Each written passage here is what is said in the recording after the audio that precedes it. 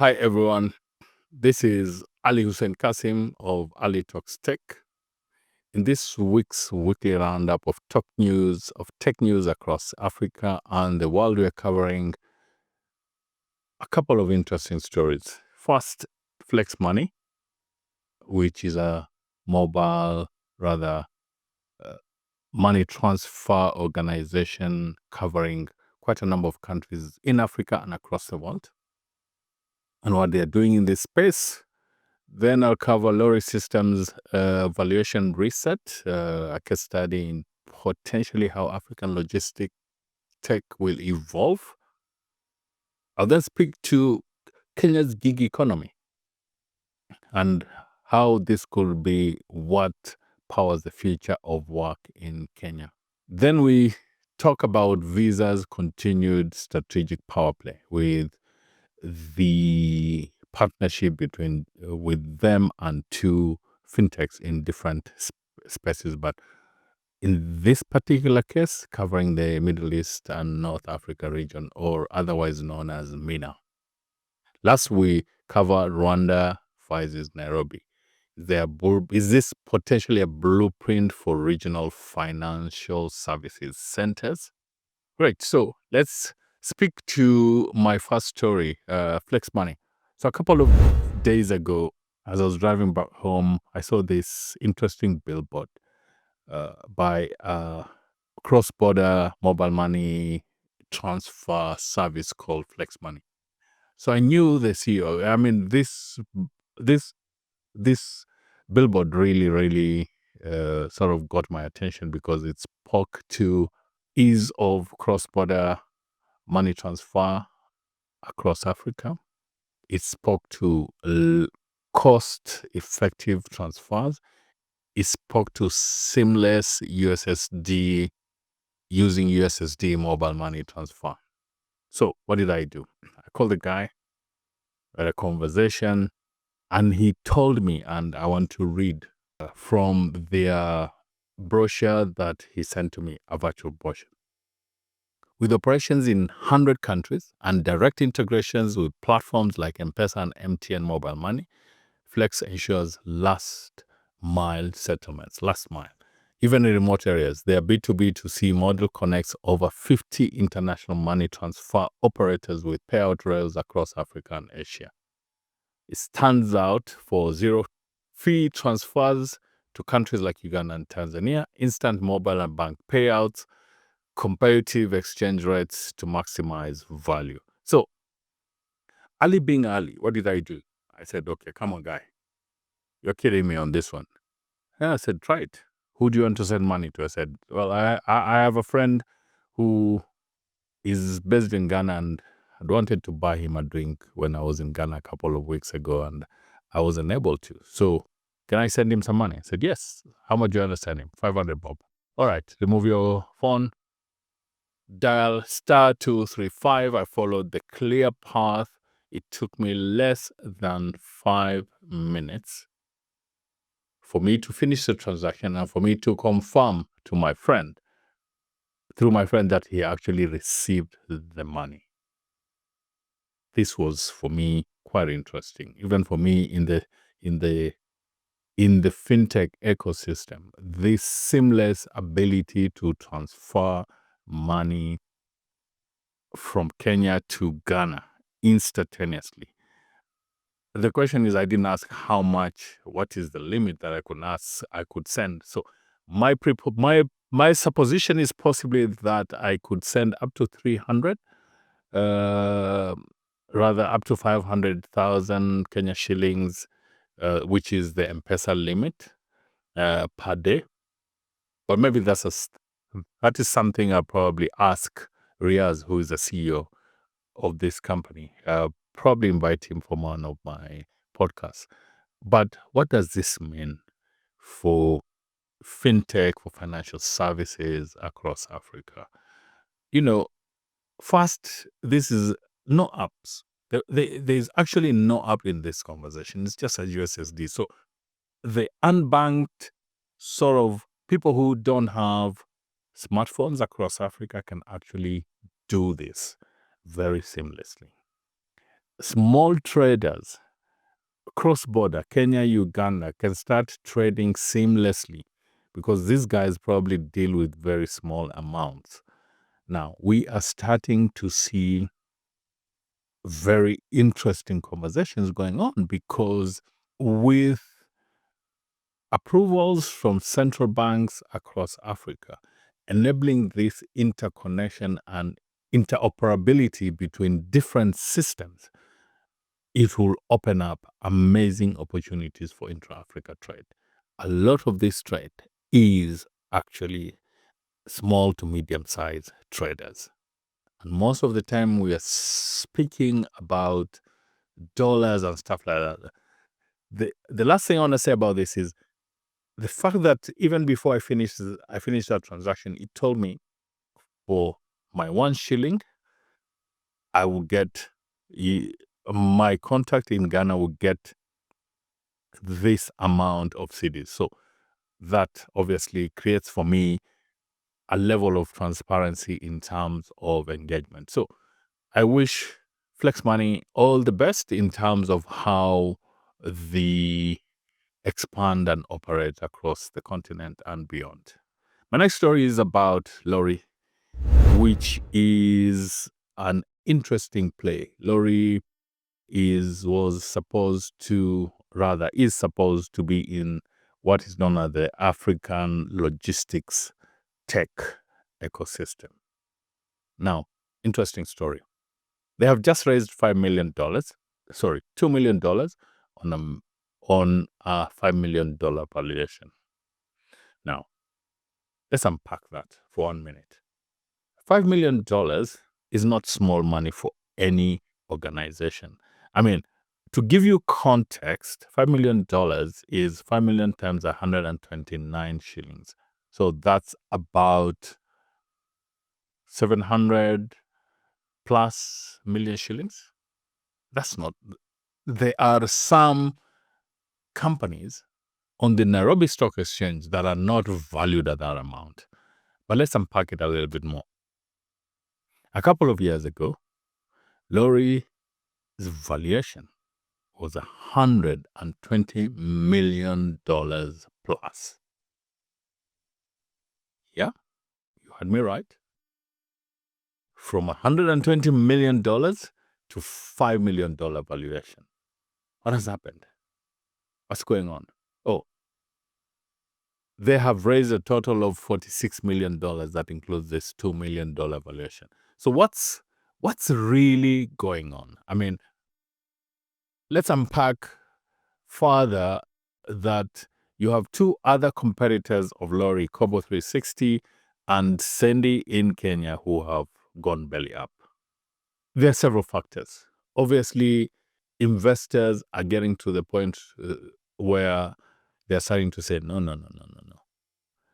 You know, these metrics you're showing us, some of them, we have too many vanity metrics. Let's start seeing some real traction, like actual revenues growth, like path to profitability, like making sure that your customer acquisition costs, your unit economics are up to scratch as you grow. This is a wake-up call, guys. The days of metrics that are just vanity, those days are gone. This is a major strategic shift. We are talking about profitability focus. We are talking about Lori being forced to start thinking about innovative financing, embedding embedded finance onto its platform. We're talking about tech-led efficiency. What's the big picture here? Lori's story is a lesson in resilience, adoption, and the importance of moving beyond pure asset-light models. As much as this is a wake-up call, it's also a situation where we're starting to think very clearly what these business models mean and are they fit for purpose from a pan-African perspective. Here's to wishing Lori and its founders and everybody working at Lori and its partners the best going forward. Now we're covering Kenya's gig economy. empowering the future. First, let me just give you a quick perspective of what's going on in Kenya. A few kilometers from Kenya, from Nairobi, which is the Kenyan capital, and I'm speaking mostly to people who are not familiar to the Kenyan geographical ecosystem. There's a small town called Murang'a. In between Murang'a and Nairobi, there's a small shopping center or stop or whatever you want to call it called Kennel. All of a sudden, over the last couple of years, we have seen Kennel coming up, shopping malls, trendy restaurants. And you walk in there, you start seeing young Kenyan techies on their computers. These are what you call gig workers. What is going on? In 2021, according to UN statistics, Kenyan gig workers brought in $1 billion into the Kenyan economy. $1 billion. So if you extrapolate that even at a 10% compounded annual growth rate from 2021 to 2025, you can start seeing the numbers. A lot of these, by the way, I can almost guarantee you that half of these numbers are not even recorded. Because guys don't want to come forth because of obvious reasons, which I don't want to mention. But what's driving this momentum? Widespread digital skills training, dividends from the days when Kenya invested in digital infrastructure. People like Dr. Bitange Ndemo, the ministers at that time, the Kenya ICT Authority, led by my good friend Paul Kukubo, those are the foundations of what the young generation in Kenya today are reaping. Then we're talking about collaborations between government, private sector, and global tech leaders. My friend Jack Ngare used to run the Microsoft Africa Development Center. In the span of 3 years, he recruited 500 top-level software engineers in Kenya. So the dearth of what we're talking about, there's no skill set in Kenya and stuff like that. The reality on the ground, what I love to call Vitukwa ground, is very different.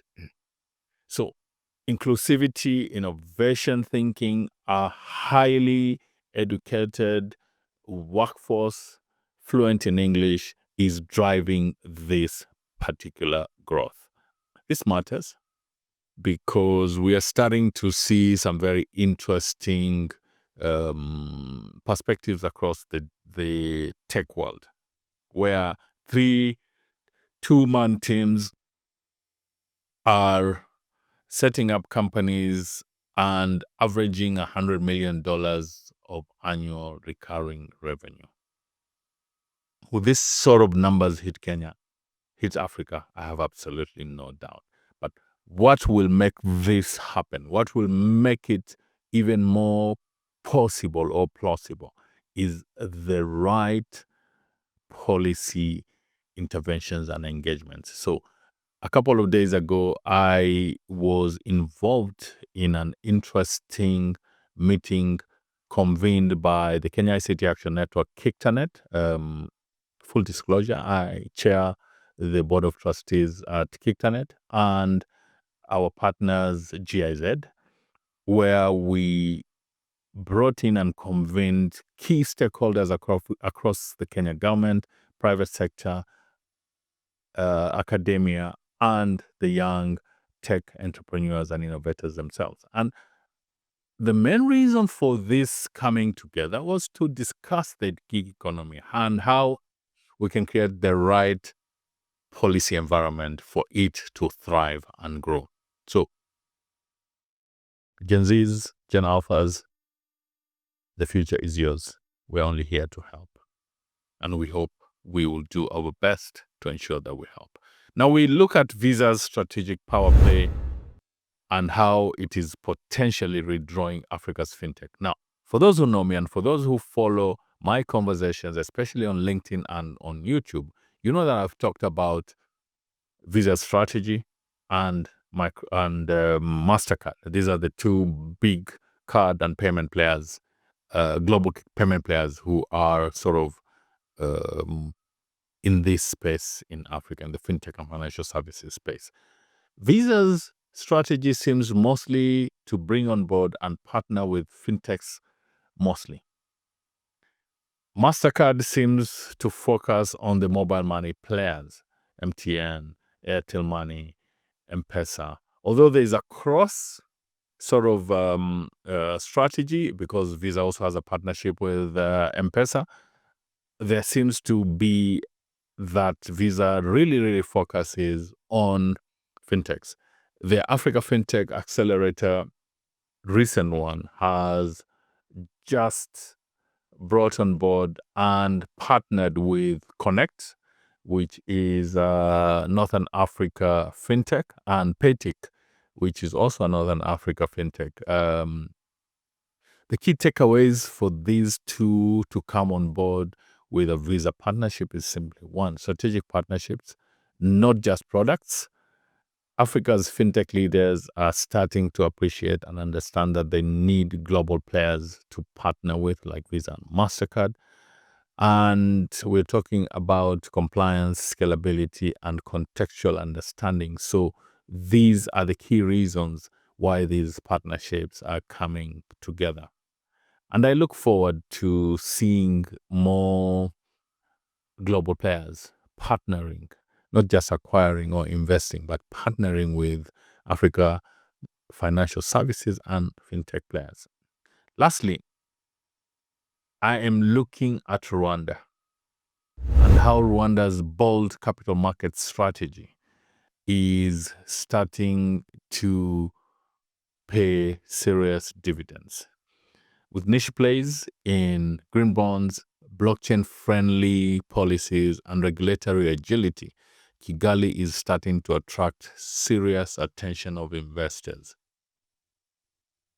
However, I don't think we should see this as a competition between Kigali and Nairobi, but we should see this as a potential signaling of partnerships, regional integration of these ecosystems to ensure that the Eastern Africa region comes together as a play that integrates their key strengths, um, smooths over their weaknesses, and stop looking at this as a zero-sum game.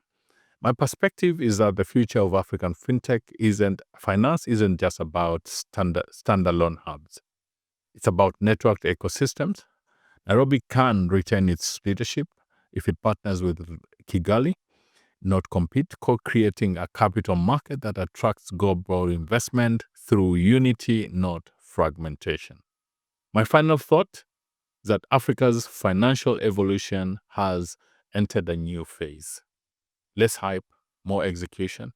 The real players will be those who blend bold innovation with operational discipline and policy vision. I want to hear your take on all these stories. And with that, I look forward to seeing you guys next week again. Asanteni sana.